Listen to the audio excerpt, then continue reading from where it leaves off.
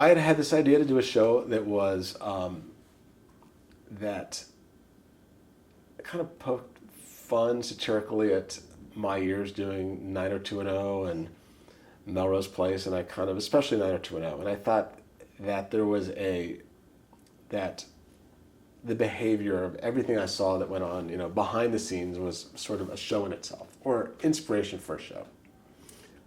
Because, Grosse Pointe certainly wasn't a documentary of 90210, but it was inspired by the idea of what happens when a bunch of kids on a hit TV show become overnight successes and famous. And in a way, I feel like, and I wanted to do a behind the scenes comedy about television also, and I think it sent up everybody, including a showrunner character, that I could draw on myself for. So, I mean, it's like nobody was, in a way, nobody was safe. And,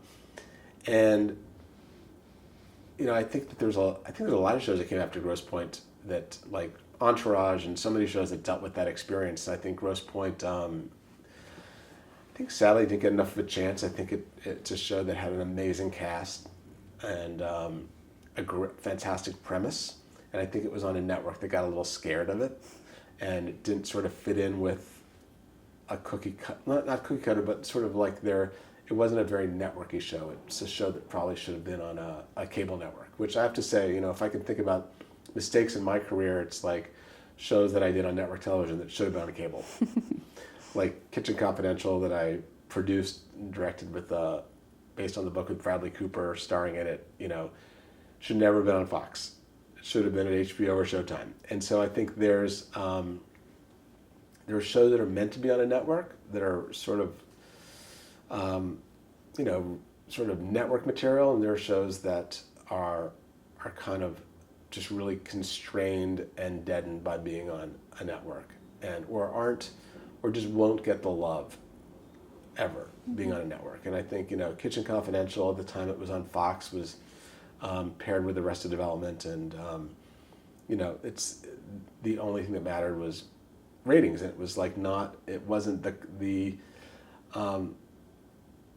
I think networks just, as a rule, just don't give a lot of love to shows. They don't nurture shows that don't get good ratings. And I think that in some ways I was probably a little too swayed by my time on 90210 and Melrose Place, where I was at a network that nurtured those shows and sort of like believed in them.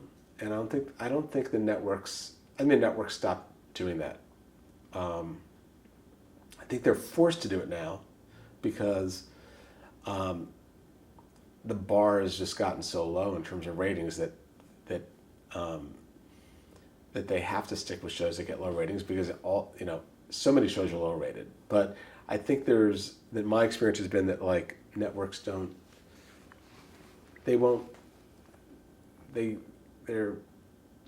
trust their gut in terms of saying, we love this show, we're going to stick with that, we're going to stick with this show. There's so many business decisions that go into why shows are kept on the air and which shows succeed.